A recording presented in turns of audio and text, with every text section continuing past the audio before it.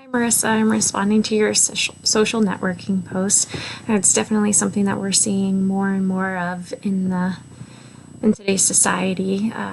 We even see the police department utilizing Twitter, and they're making posts, just reminding people of good driving habits. And then when the students were coming back into town, they said, just be careful and mindful. It will have people going the wrong direction down one ways and people not utilizing the roundabouts in the proper manner. So it's just kind of funny that, we even go to that extent, but it's really good. It gets it out there. It's just a helpful reminder.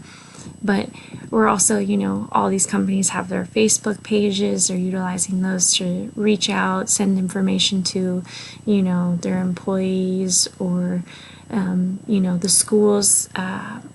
They have Facebook pages for their classrooms and things of that nature.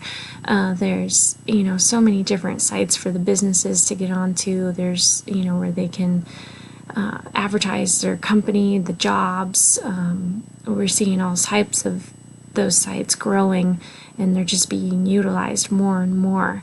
And so, it'll be interesting to see, where it goes and how much further the social networking continues to grow with the advancements of technology.